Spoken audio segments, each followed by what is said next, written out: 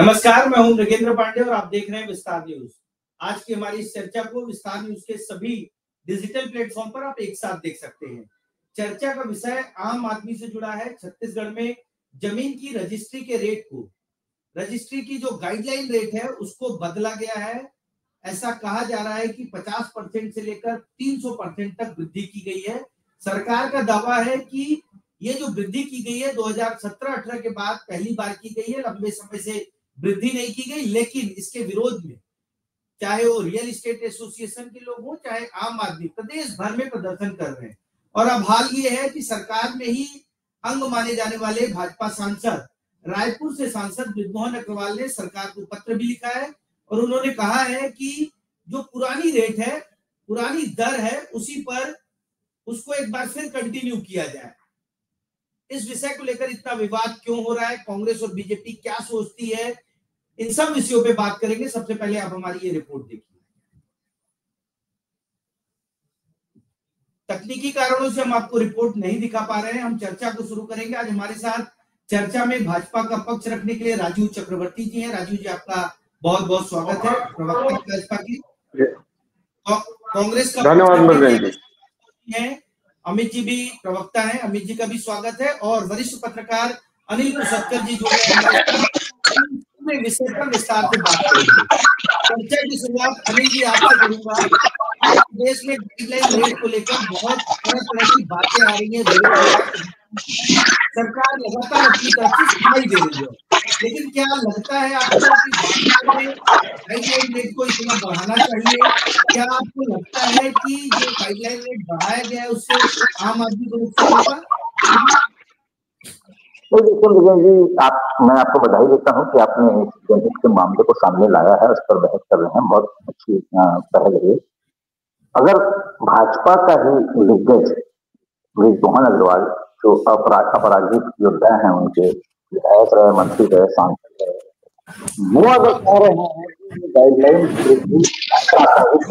तो फिर इस पर कोई सवाल होना नहीं चाहिए। दूसरी बात, दुर्ग में अगर वहां पर जो रियल एस्टेट के व्यापारी अगर जाकर विरोध प्रदर्शन कर रहे हैं कलेक्ट्रेट में, तो उनसे लाठीचार्ज कर रहे हैं, यानी ये तो तानाशाही हो गई। अरे आप बढ़ा रहे हो 1%, 2%, 5%, समझ में आता है, 300%, 400%। अरे जो 20 लाख रुपए एकड़ था जिसका गाइडलाइन, उसको आप 1.5 करोड़ कर दे रहे। माने ना किसान बेच पाएगा, ना कोई खरीद पाएगा, तो क्या जमीनें वहीं पर अंडरेगी, सड़ेगी? सबसे बड़ी बात होती है, आम आदमी का सपना होता है उसका अपना ही अपने घर के लिए वो छोटे कपड़े खरीदना चाहता है। अगर इस तरह से गाइडलाइन बनाई जाएगी, फिर ये कौन सा तरीका है कि 15,000 स्क्वायर हेक्टेयर में आपको स्क्वायर फीट में कराना पड़ेगा, फिर बाकी उसमें कराना पड़ेगा। आप शहर से लगे आसपास के जो इलाके हैं जहाँ पर जो आम आदमी है, जिसकी पहुंच शहर में मकान खरीदने की नहीं है, वो अगर वहां जाकर अगर जमीन खरीदना चाह रहा है तो आप गाइडलाइन जिस कदर कर दे रहे। 300 रुपए पटरी का था तो उसको 1500, 1600 रुपए कर दे रहे हो, 500 गुना। ये कौन सा तरीका है? मैं समझ नहीं पा रहा हूँ इस सरकार में काम करने का तरीका कौन बता रहा है? कौन इस सरकार का माई बाप है? कौन इस सरकार के सलाहकार है? इतने सारे IAS, इतने सारे IFS, इतने सारे IPS, इतने सारे IRS, पूरी फौज है। अब वो एक सलाह से जिसे पूरे प्रदेश में बवाल मचेगा, उसको आप सबसे बड़ी बात, आप गलती भी नहीं मान रहे। अरे आप ही का सांसद बोल रहे थे, कांग्रेस का सांसद नहीं बोल रहा है। व्यापारी सड़क पर उतरे हुए तो आप लाठीचार्ज करा रहे। कहा जाएगा आम आदमी? कब खरीद पाएगा मकान? आप तो दे नहीं पा रहे। जी सही बात है। आप जो पूरे प्रदेश में विवाद चल रहा है और सरकार इस पर विचार, राजीव चक्रवर्ती भाजपा के सांसद हैं, रहे हैं, पूर्व मंत्री, और बहुत गंभीरता से उन्होंने एक पत्र लिखा। उसमें गांव का जिक्र किया है कि में पहले जमीन का रेट इतना था और नई गाइडलाइन के बाद लगता है सरकार को उस पर पुनर्विचार करने की जरूरत है, रिवाइज करने की जरूरत है। आपको क्या लगता है जो पत्र है उसको लेकर सरकार कितना गंभीर है? देखिए, इसके पहले भी एक बृजमोहन जी जननेता है, लगातार विधायक रहे हैं, लगातार मंत्री रहे हैं, आज सांसद है, तो क्षेत्र की जनता से उनका जुड़ाव है, पूरे प्रदेश से जुड़ाव है। अब जब यह गाइडलाइन बढ़ाई गई है तो उसको लेके बृजमोहन जी इसके पहले भी तमाम मामलों को लेकर उन्होंने पत्र लिखा था। आपको ध्यान होगा कि जब बीएड और डीएड का एक संकट चल रहा था, सुप्रीम कोर्ट के गाइडलाइन के हिसाब से बीएड के जो शिक्षक थे उनको हटाया गया, ऐसे 2800 की संख्या में थे। तो बृजमोहन जी ने उस पर संज्ञान लिया, उन्होंने पत्र लिखा और शिक्षा विभाग ने उस पर काम करते हुए उन्हें पुनः नियुक्ति दी। तो क्षेत्र के अगर सजग और सक्रिय सांसद है और सांसद जी कोई पत्र लिखते हैं तो सरकार उसका संज्ञान लेती है। इसके पहले भी जब जब उन्होंने पत्र लिखा है, रेलवे को पत्र लिखा है तो परिचालन बढ़ा है, अगर नौकरी गई है शिक्षकों की तो नौकरी वापस हुई है। तो बृजमोहन जी इसे सजगता के साथ, सक्रियता के साथ सतत समन्वय बना रहे हैं सरकार के साथ, तो फिर सरकार गंभीरता से लेगी ही लेगी। ठीक है अमित श्रीवास्तव जी, आपसे मोहन अग्रवाल जी ने जो पत्र लिखा है उसको कांग्रेस पार्टी कैसे देखती है, और ये जो गाइडलाइन कांग्रेस अलग अलग तरीके से प्रदर्शन भी कर रही है, अलग अलग जगहों पे प्रदर्शन हो रहा है और कांग्रेस के विरोध प्रदर्शन। देखिए, आदरणीय बृजमोहन अग्रवाल जी हमारे सांसद हैं, तो बहुत ही वरिष्ठ नेता है, और लेकिन मुझे लगता है कि पत्र उन्होंने लिखा बिल्कुल ठीक किया कि आम जन की बात है, लेकिन मुझे लगता है पत्र लिखने से ज्यादा बेहतर होता है कि अगर उनकी सरकार बात नहीं सुन रही है तो सड़कों पे लड़ाई लड़े, सड़कों पे आके उन लोगों के साथ लड़ाई लड़े, जो जैसे अभी अखिल भैया ने कहा कि आम जन जाए, अगर वो प्रदर्शन करते हैं, अपनी आवाज लोकतांत्रिक प्रक्रिया से रखते हैं तो आप उनके ऊपर लाठीचार्ज कर देते हैं।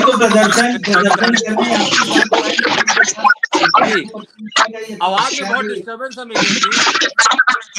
प्रदर्शन करने वो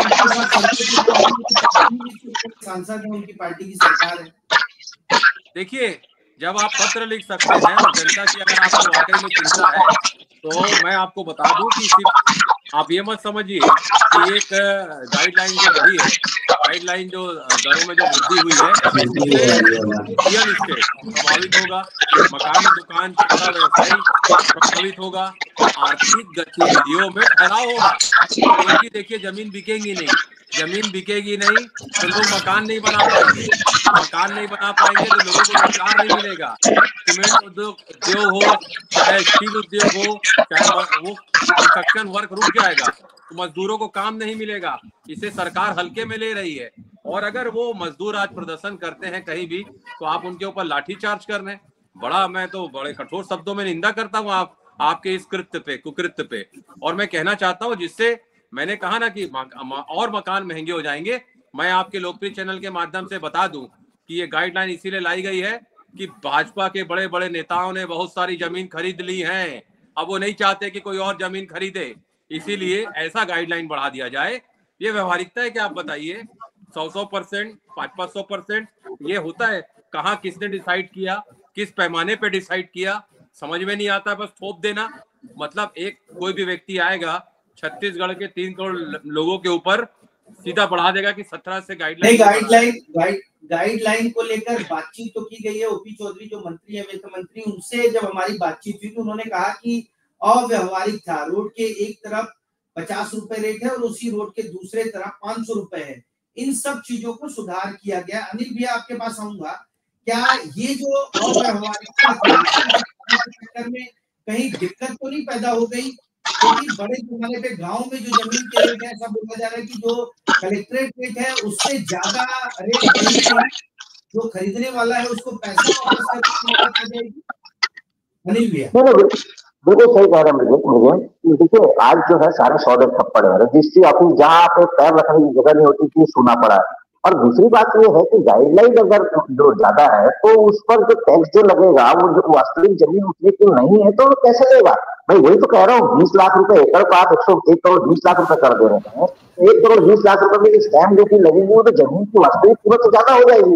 ये अव्यवहारिक है, बिल्कुल अव्यवहारिक है। दूसरी बात आपने जो कही वो बिल्कुल इसमें कोई शक नहीं कि सड़क के एक तरफ एक रेट है, सड़क के दूसरी तरफ दूसरा रेट है, अगला तीसरा रेट है, तो आप एक मोहल्ले में 3 रेट रख रहे हैं। ठीक है, सड़क पर एक तरफ रोड, दोनों तरफ रोड एक रेट होना चाहिए, दोनों तरफ अलग अलग क्यों रेट है?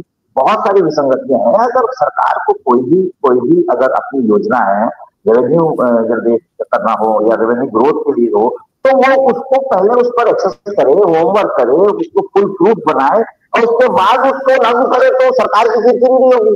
जो पहले बिजली बिल में वैसे किया तो भूपेश बघेल की 400 योजना को 100 पे ले आया, फिर 200 पे ले आया, फिर 400 करेंगे बोल रहे। तो आखिर में आप बैठक पे आते क्यों? आप कांग्रेस को बोलने का मौका क्यों देते हैं? फिर आप ही का सांसद बोलेगा, फिर अमित कह रहे कि वो कार्य करें तो पार्टी से तो निकाल देंगे, काम करेंगे तो ब्रिजमोहन जी।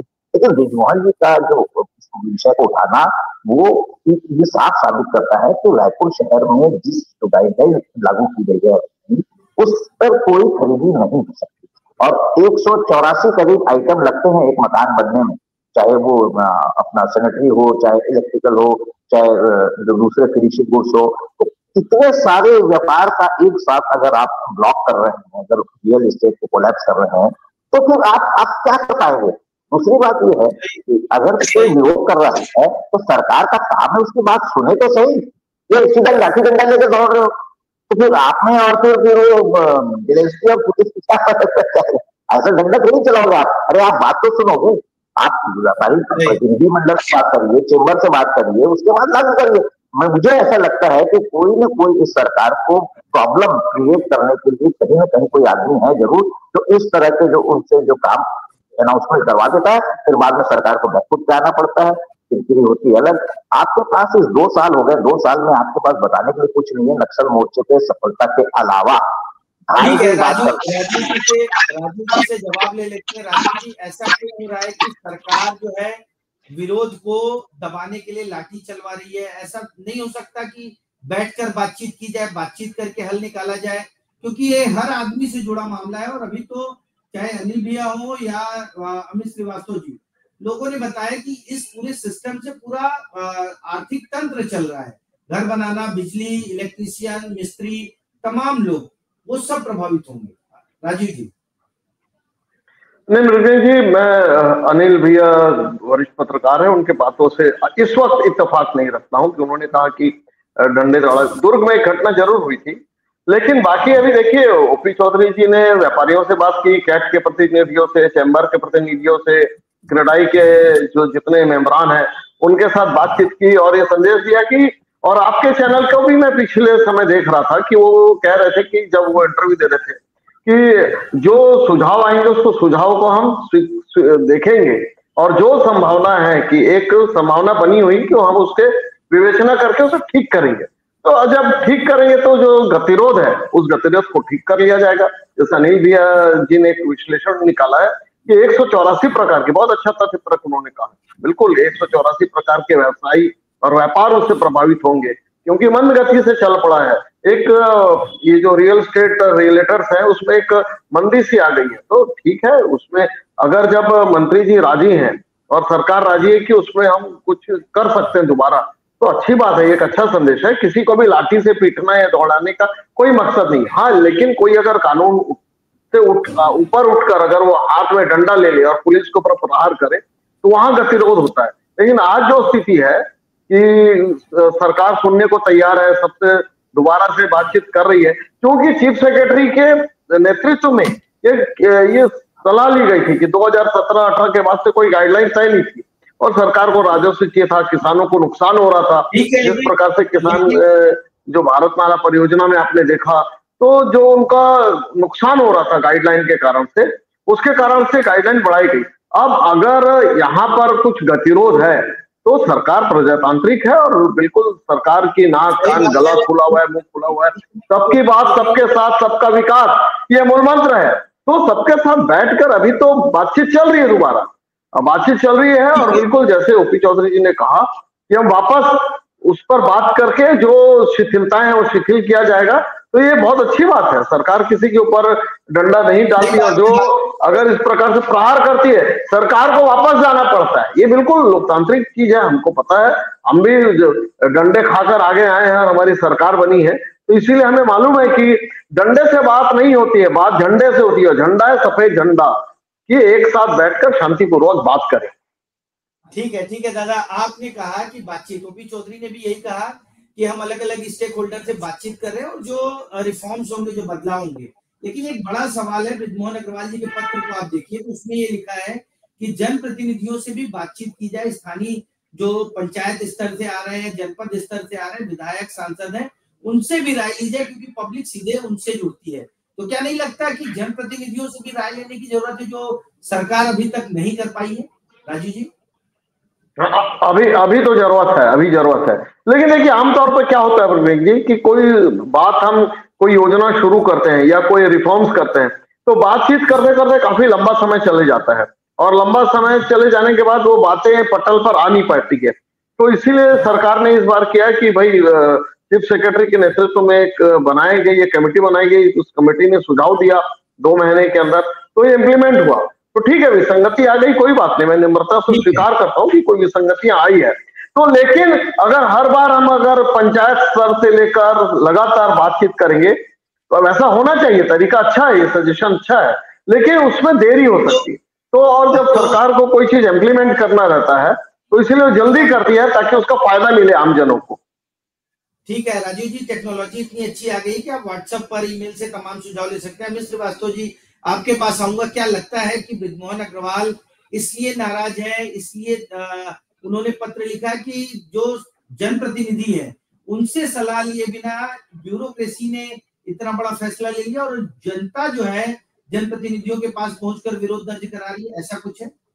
अमित जी, जनप्रतिनिधियों से चर्चा नहीं करना बेहद ही दुर्भाग्यपूर्ण है। और आपको मैं बता दूं कि बृजमोहन अग्रवाल जी रायपुर के जननेता हैं, पूरे प्रदेश के जननेता हैं, और हम सब उनका बहुत सम्मान करते हैं। और उन्होंने जिस प्रकार से लेटर लिखा है, मैं आपको बता दूं, मतलब सरकार में उनसे चर्चा नहीं की गई। और निश्चित तौर पे एक जनप्रतिनिधि, क्योंकि वो रायपुर के सांसद हैं, 8 बार के रायपुर के विधायक रहे, मंत्री रहे, अगर एक सांसद इतना पावरफुल अगर कोई व्यक्ति से अगर ना पूछा जाए, तो मुझे लगता है कि ये बहुत दुखद पहलू है। ये तो सिर्फ जनता के ही, वो कहते हैं ना कि ये तो जन विरोधी काम सरकार में बैठे लोग कर रहे हैं, और ये कहीं ना कहीं गरीबों के खिलाफ वाला बिल है। अभी राजीव जी कह रहे थे कि बातचीत चल रही है।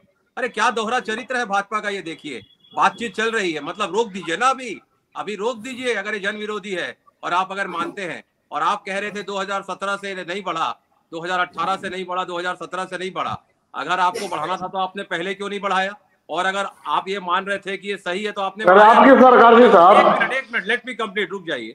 और अगर आपको ये लगता है कि ये इतने सालों से हमने नहीं बढ़ाया था, तो इतने दर में वृद्धि क्यों, 10% से 500% की गुना?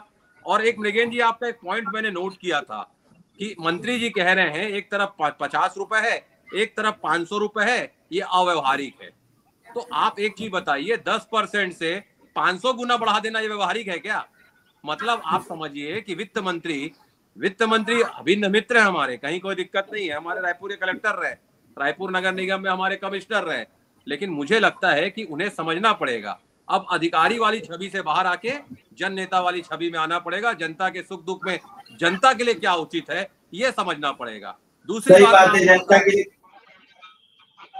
बात मैं बता दूं कि ये बिल्कुल अव्यवहारिक है कि जिस प्रकार से गाइडलाइन और बढ़ाई गई है, तत्काल इसे हटाना चाहिए।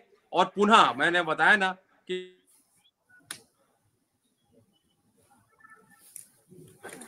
ठीक है, ये आपके पास आऊंगा। एक बहुत अच्छी चीज ये है कि ब्यूरोक्रेसी ने तो तय कर दिया, लेकिन वित्त मंत्री से हमारी जो बातचीत हुई उसमें उन्होंने कहा कि जो रिफॉर्म्स है वो कभी भी लागू किए जा सकते हैं। वो वित्तीय वर्ष वाला जो जैसे पहले फार्मूला होता था कि गाइडलाइन रेट बढ़ गई और वित्तीय वर्ष से वित्तीय वर्ष चले। मैं मृगेन जी, मैं इसको कंप्लीट कर लूं, ठीक है, आप कंप्लीट कर लीजिए, फिर मैं अनिल भैया से सवाल लेता हूं। जी, अनिल भैया ने बहुत सही कहा। मैं अनिल भैया की बातों को पूरी तरीके की शिद्दत से गौर से सुन रहा था। मुझे लगता है कि अचानक बीच में बढ़ा देना, पहले ये बढ़ता था, मान लीजिए आपको बढ़ाना ही था, आप चैम्बर से बात करते, व्यापारियों से बात करते, जनता से बात करते, नेताओं से बात करते, जनप्रतिनिधियों से बात करके एक फॉर्मेट आप बनाते कि ठीक है हम इससे इतना बढ़ा रहे हैं, मुझे लगता है किसी को तकलीफ नहीं होती। लेकिन अचानक से इतना बढ़ा देना, ये पूरी तरीके से जन विरोधी बिल है, इसे वापस लेना पड़ेगा सरकार को, और हम मजबूर कर देंगे सरकार को वापस लेना ही पड़ेगा। दूसरा मैं आपको बता दूं कि अभी राजीव जी कह रहे थे कि अगर बातचीत करेंगे जनप्रतिनिधियों से कभी डिले हो जाता है, ये हो जाता है। राजीव जी, और आपने अभी कहा कि लाठी हमने भी खाई है, लाठियों से बात नहीं बनती, आपने ठीक कहा। तो सरकार को समझाइए कि लाठी से बात नहीं बनती। अगर कोई जनप्रतिनिधि अपनी बातों को जनता लेके आ रही है तो आप उसे लाठी चार्ज उसके ऊपर कर दे, ये भी अव्यवहारिक है राजीव जी। और जनता को उकसाइए मत। मैं आप बड़ी विनम्रता के साथ कह देता हूं कि जनता वाकई, आप देखिए रजिस्ट्री बंद हो गई है, आज ही अखबारों में आया है। और अनिल भैया मेरी बातों से पूरी तरीके से इत्तेफाक रखेंगे कि 184 जो भैया ने बताया, मुझे लगता है कि आप देखिए कि कई सारे लोगों के सामने रोजी रोजगार का संकट आ जाएगा। उसके लिए कौन रिस्पॉन्सिबल होगा? ये बैठी हुई ये सुशासन वाली कहने वाली सरकार जब से 2 साल से आई है, लोगों की उम्मीद छीन गई है, लोगों की उम्मीद 2 सालों से चले गई है। ठीक है अनिल भी आपके पास आऊंगा। वित्त मंत्री ओपी चौधरी ने कहा कि वित्तीय वर्ष से वित्तीय वर्ष में बदलाव की जरूरत नहीं, अब तो हम जब चाहेंगे, क्योंकि उन्होंने कानून में संशोधन किया है, तो जब चाहेंगे तब ये फैसले लागू हो सकते हैं। और उन्होंने ये भी आश्वस्त किया, क्योंकि राजीव चक्रवर्ती जी हमारे इंटरव्यू का हवाला दे रहे थे, हमारे चैनल में जो इंटरव्यू आया है उसमें वित्त मंत्री ने ये भी कहा कि सभी स्टेक होल्डर थे वो बात करेंगे, कुछ लोगों को दिक्कत है वो भी मान रहे हैं। तो आपको क्या लगता है कि सरकार एकदम गंभीर नहीं है? सरकार अगर बातचीत कर रही है तो क्या कुछ अच्छा रिजल्ट आएगा? अनिल भैया नहीं, देखिए मुझे आपके जो सवाल है बिल्कुल जायज है, और मैं समझता हूँ कि वो सवाल बिल्कुल उनको वित्त मंत्री को उस पर गौर करना चाहिए। वित्त मंत्री ठीक है, पढ़े लिखे हैं, कलेक्टर हैं, IAS हैं, सब कुछ ठीक है, लेकिन अगर आप कह रहे हैं कि हम सुझावों का स्वागत करेंगे, आप कह रहे हैं कि हम स्टेक होल्डर से बात करेंगे, तो फिर अनाउंसमेंट में इतनी हड़बड़ी क्यों? आप सरकार की बार बार किरकिरी क्यों करवा रहे हैं? ये पहली बार तो नहीं हो रहा है, चाहे वो शिक्षा कर्मियों की नियुक्ति का मामला हो, चाहे बिजली बिल के मामले में जो है आपने बिजली के वाले मामले में कटौती की, फिर आप बढ़ोतरी कर रहे हो, अब फिर अभी भी आप भूपेश बघेल सरकार से आगे नहीं हो, तो आप ये पहले एक स्टेप लेते हो, फिर पीछे जाते हो, फिर ये सरकार की किरकिरी है, इससे कोई सरकार के लिए कोई बहुत अच्छा मैसेज नहीं जा रहा। फिर अब जब आपको बात ही करना है तो आप मैंने पहले ही कहा कि अगर इस मामले में सबसे बात कर लेते, स्टेक होल्डर से बात कर लेते हैं, अब रिजवान जी की बात को आप सुझाव पत्र मान लेते हो, राजू कह रहे हैं रिजवान जी पत्र को मान लिया, तो वही हटाया था तो उनको मंत्री करने दे, नए लोगों को मंत्री बना लिया है, समझ में आता है, नए मंत्री समझ में नहीं आ रहा है, तो नहीं आ रहा, तो फिर आपको जब घर में नए बच्चे हाथ में अगर सामान है तो उनको चाहिए कि बुजुर्गों से बात करें।